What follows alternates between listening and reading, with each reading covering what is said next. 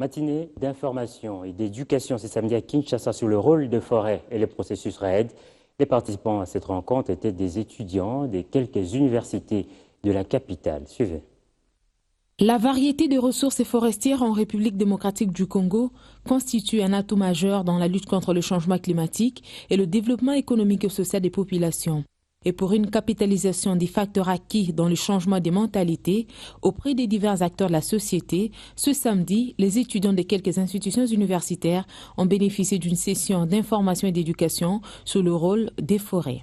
J'ai appris durant les séances des travaux que la forêt comme telle doit être non seulement conservée, mais aussi exploitée pour arriver à contribuer au niveau de recettes fiscales du pays. Si l'homme n'entretient pas son environnement, dite la forêt, donc on verra au fur et à mesure, nous allons constater une inclinaison.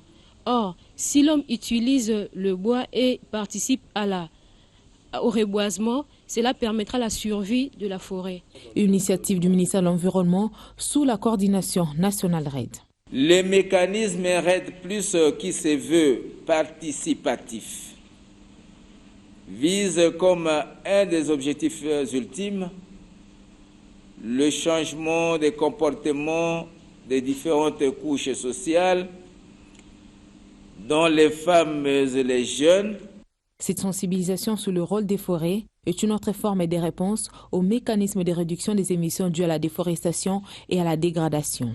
Que les jeunes gens qui sont dans les universités, dans les grandes écoles supérieures, sachent au moins qu'est-ce qui se fait au niveau, n'est-ce pas, du pays et quelle est la place que notre pays représente en fait sur l'échiquier international en matière d'environnement et de changement climatique et comment est-ce que, n'est-ce pas, cette place peut être, n'est-ce pas, défendue et peut progresser dans l'intérêt du pays. Ces assises connaissent aussi les concours techniques et financiers du Fonds de partenariat pour le carbone, l'ONU-RAID et la Banque mondiale. Refermons ces chapitres environnement avec cet atelier des remises à niveau des agents et cadres de l'administration forestière. L'initiative est du Fonds mondial pour la nature. Encore une fois, Bibi Chungo. La journée mondiale de l'environnement a été célébrée sous diverses facettes. Le Fonds mondial pour la nature a choisi l'option du renforcement des capacités des agents et cadres de l'administration forestière décentralisée. Une rencontre purement technique qui s'inscrit dans le cadre de l'exécution du programme d'appui à la certification forestière en République démocratique du Congo, programme nécessitant des séances de remise à niveau dans sa phase de mise en œuvre. Cet atelier beaucoup plus fait suite à une série de 6 missions de contrôle forestier phonique qui ont été réalisées dans l'est-province du Bandundu, notamment dans le Maïndombe, sur l'axe Nyoki au Chou, sur la rivière Lukeni.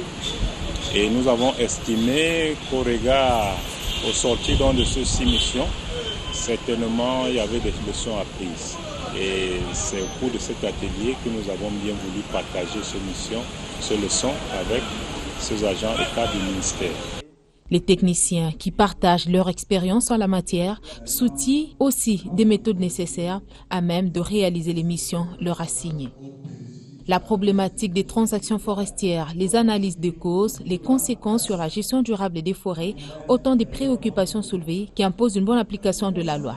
Cet atelier a l'avantage justement de renforcer la capacité de ces agents par rapport aux notions de contrôle forestier et phonique.